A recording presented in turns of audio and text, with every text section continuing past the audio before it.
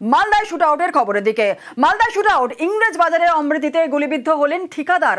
কানাইপুর এলাকায় বাইকে করে এসে গুলি, বুকে গুলি লাগে আতিমুল মোমিন নামে ওই ঠিকাদারের। গুলিবিদ্ধ আতিমুল ভর্তি মালদা মেডিকেলে। কিন্তু কেন এই গুলি? দুষ্কৃতীদের কি খোঁজ পাওয়া গিয়েছে? কি আপডেট পাওয়া যাচ্ছে জানবো। আমাদের সঙ্গে সেবক রয়েছে। সেবক, কি জানা যাচ্ছে?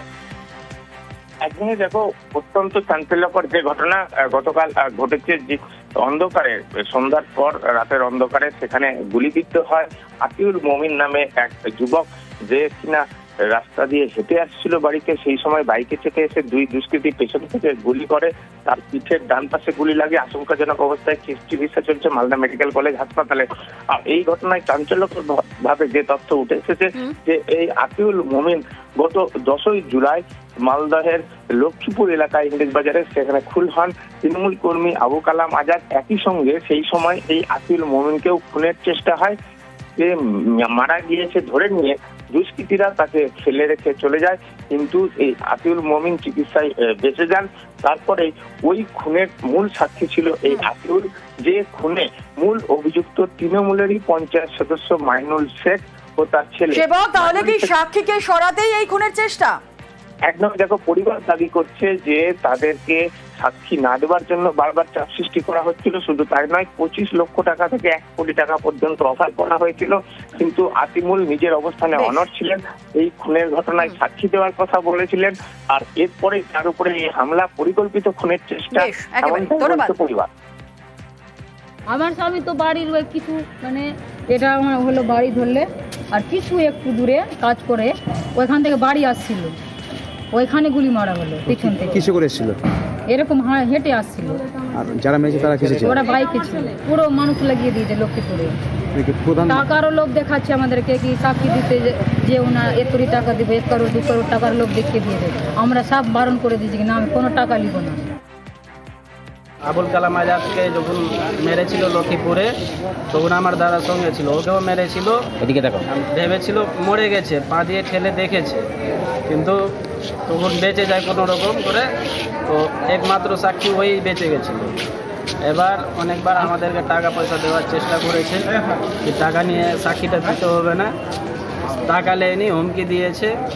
আজকে গুলি করে। টাকাটা কারা দিতে চেয়েছে? টাকা মাইনুলের লোক ছিল। আজকে কারা গুলি করলো কি বললো?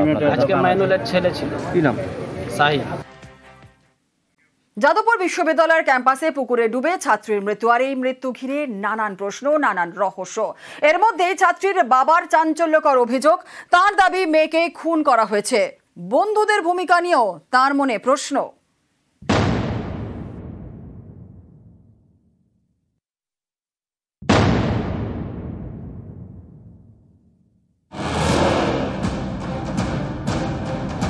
বৃহস্পতিবার রাত যাদবপুর বিশ্ববিদ্যালয় আর্টস বিল্ডিং এর সামনে চলছিল সাংস্কৃতিক অনুষ্ঠান। ঠিক সেই সময় অনুষ্ঠান স্থলের কাছে পুকুরে ডুবে ইংরেজি অনার্সের ছাত্রী অনামিকা মণ্ডলের মৃত্যু। কিন্তু অনামিকা পুকুরে পড়ল কিভাবে, এই নিয়েই রহস্য। এরই মাঝে ছাত্রীর বাবার একের পর এক চাঞ্চল্যকর অভিযোগ। 22 বছরের মেয়ে, যার লক্ষ্যটা উঁচু, সেই রকম একটা মেয়ে আমরা মানে কোনো মতেই মেনে নিতে পারছি না। হয় ওকে কেউ ডেকে নিয়ে গেছে, ওখানে নিয়ে হয়তো কোনো কিছু বলেছে যেটাতে ও রাজি হয়নি, তারপর ওকে ধাক্কা দিয়ে ফেলে দিয়েছে। ও হঠাৎ করে জলে পড়ে যায়নি, ওকে ধাক্কা দিয়ে ফেলে দিয়েছে, কিংবা ওর ওপরে হয়তো কোনো আক্রোশ ছিল অনেক দিনের, ওকে হয়তো কিছু বলার জন্য ওখানে ডেকেছে। আর ও অন্ধকারকে ভয় পায়, আর ও সাঁতার জানে না, ওই রকম একটা জায়গায় ও একা যাবে না কোনো মতে। হাতের এই দুটো জায়গাতে ছোট ছোট দাগ পেয়েছি, লাল, যেটাকে ধাক্কা মারলে কোথাও এরকম আঘাত পেলে যে দাগ হয়, সেই দাগ দুটো ওর হাতে দেখেছি আমরা। ওর ব্যাগটা যে মানে প্রফেসর আমার হাতে দিলেন, হসপিটালে দিলেন, আমি জিজ্ঞেস করলাম যে স্যার ব্যাগটা কোথায় পেলেন? ওর ব্যাগটা তো ওর কাঁধে থাকে সব সময়।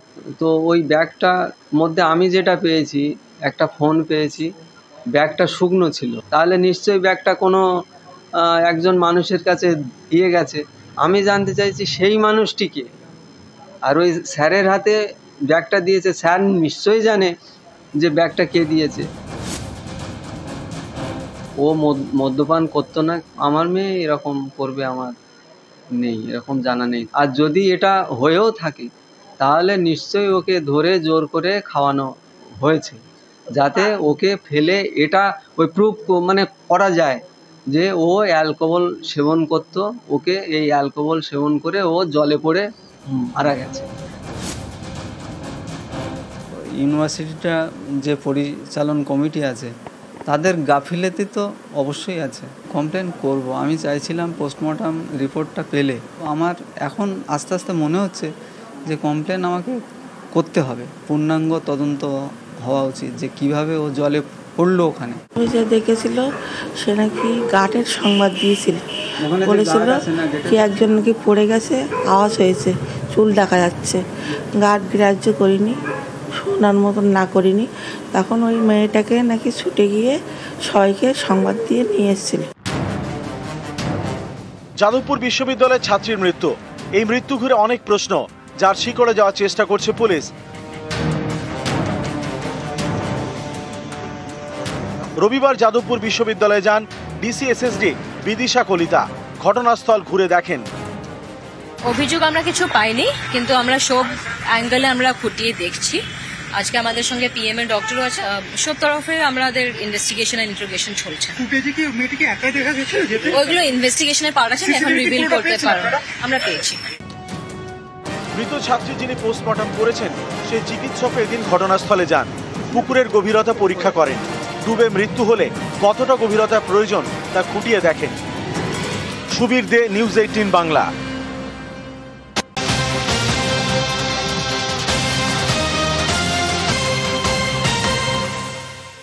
বচসা থামাতে গিয়ে মাদক উদ্ধার হাওড়ার বাঁকড়ায়, পাকড়াও 2 মাদক বিক্রেতা। আরো একবার আপনাদের জানাই হাওড়ার বাঁকড়ার ঘটনা। বচসা থামাতে গিয়ে মাদক উদ্ধার হাওড়ায় বাঁকড়ায়, পাকড়াও 2 মাদক বিক্রেতা। আরো বিস্তারিত বলবে আমাদের সঙ্গে রয়েছেন আমাদের প্রতিনিধি দেবাশিস। দেবাশিস, ঠিক বচসা কি নিয়ে হয়েছিল আর কিভাবে বা এই মাদক উদ্ধার হলো?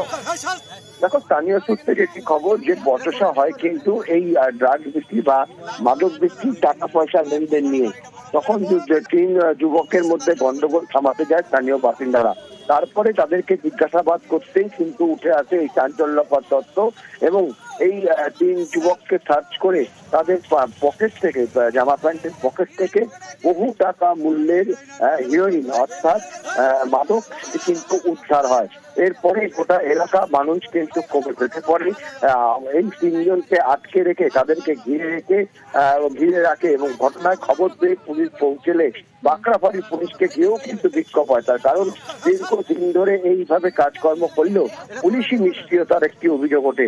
পরবর্তীকালে এই 2 গাছ বিক্রেতা, তাদেরকে মাদক বিক্রেতা 2 জনকে আটক করে পুলিশ এবং উদ্ধার হয় বহু টাকা মূল্যের এই মাদক। তবে এখন ওই কোথা থেকে এই মাদক এসছে তা ঘটনা তদন্ত শুরু করেছে। এখানে একটা ছেলে মনে হয় দীর্ঘদিন এরকম যাতায়াত করে, কিছু ছেলেকে কিছু দেয়, আমরা লক্ষ্য রাখি। একজন আমদুল থেকে এসছে, সেই ছেলেটার সাথে ঝামেলা হচ্ছে। আমরা এসে বলি কি হয়েছে, বললো এরকম তারা হিরোইন বিক্রি করে। 2 চাকা আমরা মারার পরে ওর কাছ থেকে জিনিসগুলো বের করে প্যাকেজ করা, ছোট ছোট প্যাকেজ করা। এইরকম দীর্ঘদিন করতেছে। ও নিজে বললো আমি এখানে ভিলেন রাজের ফ্ল্যাটে থাকি। আমরা লাস্টে পুলিশকে কল করি, পুলিশ এসে নিয়ে গেল। পুলিশের হাতে আমরা সব ষড়যন্ত্র এবং যে আসামি তাকে পর্যন্ত তুলে দিল। তারাপীঠে দোকান এবং কিছু হোটেলে নো অনলাইন পেমেন্ট, শুধুমাত্র ক্যাশ। কিন্তু কেন? অভিযোগ অনেক সাইবার প্রতারক অনলাইনে টাকা দিয়েছেন, আর সেই প্রতারকদের টাকা যেসব হোটেল এবং দোকানে ঢুকেছে তাদের অ্যাকাউন্টও ফ্রিজ করে দেওয়া হয়েছে। এভাবেই 300-র বেশি ব্যবসায়ীকে বিপাকে পড়েছেন বলেই দাবি। তাই তারা সিদ্ধান্ত নিয়েছেন অনলাইন পেমেন্ট নেবেন না।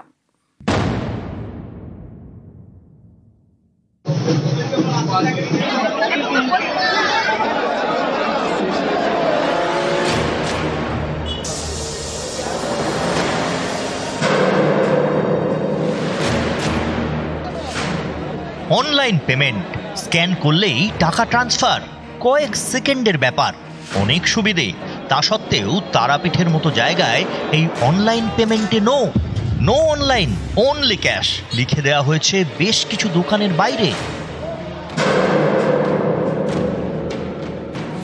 ব্যবসায়ীদের দাবি তারাপীঠে যারা আসেন তাদের মধ্যে কেউ যদি সাইবার প্রতারক হন এবং তিনি যদি অনলাইনে পেমেন্ট করেন তাহলেই তো বিপদে পড়তে হচ্ছে। সাইবার প্রতারক যেহেতু পেমেন্ট করেছেন তাই দোকান ও হোটেলের অ্যাকাউন্টও ফ্রিজ করে দেওয়া হচ্ছে। তারাপীঠের বেশ কিছু দোকানদার ও হোটেল মালিকদের দাবি এই কারণেই তারা অনলাইনে পেমেন্ট নিচ্ছেন না। মাল নিচ্ছে কাস্টমার, মাল নেওয়ার পর অনলাইন চাইছে, অনলাইনে আমরা স্ক্যানার দিচ্ছি, স্ক্যানারে পেমেন্ট করছে, পেমেন্ট করার পর দেখছি আমার অ্যাকাউন্ট সিজ হয়ে যাচ্ছে, ব্যাংকের ম্যানেজারও কিছু করার ক্ষমতা থাকছে না, পুরো সিজ হয়ে যাচ্ছে। আমাদের পক্ষে এটা তো সম্ভব না যে কে কোথা থেকে তার সোর্স অফ মানি কোথা থেকে আছে, আমরা পেমেন্ট দিচ্ছি, পরে দেখা যাচ্ছে যে এটা হ্যাক টাকা। ম্যাক্সিমাম চেষ্টা করছে অ্যাভয়েড করা। আমার প্রায় 4 বার অ্যাকাউন্ট লক হয়েছে, আমার নামে প্রায় 10টা কেস হয়েছে। আমরা এখন বর্তমানে ইউপিআই পেমেন্ট নিতেই ভয় পাচ্ছি। তারাপীঠে প্রায় 300 অ্যাকাউন্ট লক হয়ে আছে এই মুহূর্তে। তারাপীঠের ব্যবসায়ীদের প্রশ্ন, তারা কিভাবে বুঝবেন কে প্রতারক আর কে নন? ব্যবসায়ীরা তো দোকান চালাচ্ছেন অথবা হোটেল, তাদের তো কোনো দোষ নেই, তাহলে তাদের অ্যাকাউন্ট ফ্রিজ করা হচ্ছে কেন?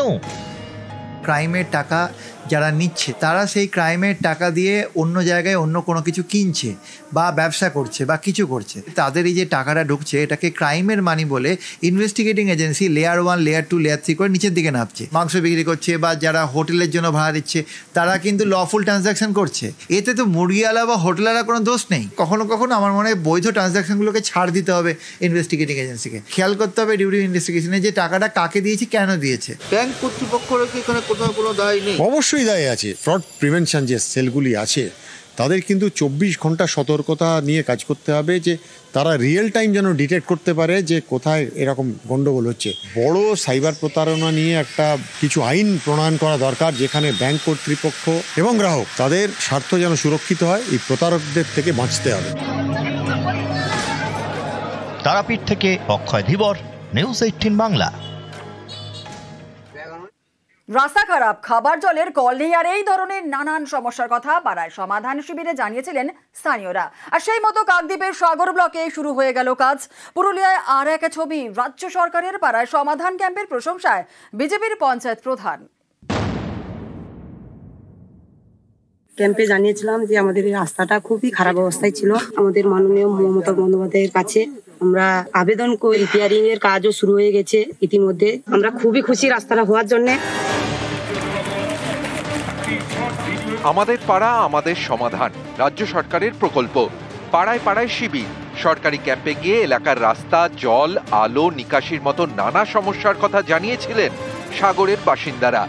সেই মতো সমস্যা সমাধানের কাজ শুরু। দক্ষিণ 24 পরগনার কাকদ্বীপে 9টি গ্রাম পঞ্চায়েত নিয়ে সাগর ব্লক। গত কয়েকদিনে এখানকার পাড়ায় সমাধান শিবিরে ভুরি ভুরি অভিযোগ জমা পড়ে। সেই সব সমস্যা সমাধানের প্রক্রিয়া শুরু করে দিয়েছে প্রশাসন। মোট 98টি কাজের টেন্ডার হয়ে গিয়েছে। বেশ কয়েকটি রাস্তা সারানো হবে, এলাকায় খাবার জলের কলও বসবে। এসব কাজের শিলান্যাস হয় শনিবার। ক্যাম্পে জানিয়েছিলাম যে আমাদের এই রাস্তাটা খুবই খারাপ অবস্থায় ছিল। আমাদের মাননীয় মমতা বন্দ্যোপাধ্যায়ের কাছে আমরা আবেদন করে রিপেয়ারিং এর কাজও শুরু হয়ে গেছে ইতিমধ্যে। আমরা খুবই খুশি রাস্তাটা হওয়ার জন্য। মুখ্যমন্ত্রী মমতা বন্দ্যোপাধ্যায় যা কথা বলেন সেটা কাজে রূপান্তরিত করেন। প্রায় 98টা স্কিমের শিলান্যাস ইতিমধ্যে সুসম্পন্ন হয়েছে এবং কাজ গ্রাউন্ড লেভেলে শুরু হয়ে গেছে। খুব ভালো, সবাই পরিবেশ ভালো হচ্ছে, সবাই আসছে, জমা দিচ্ছে। স্বাস্থ্যকেন্দ্রগুলো আছে তাদের রিপেয়ারিং বা ঢালাই রাস্তা কোনো কেনে সেগুলো রিপেয়ারিং এর জন্য জনসাধারণ চাইছে, সেটাই তুলে ধরা হচ্ছে। পুরুলিয়ার হুড়া ব্লকে বিজেপি পরিচালিত কেশরগড় পঞ্চায়েত। এখানকার রাহামদা প্রাথমিক বিদ্যালয়ে শুক্রবার পাড়ায় সমাধান ক্যাম্প বসে। সেখানে যান কেশরগড় পঞ্চায়েতের বিজেপির প্রধান বেবি বাউরি।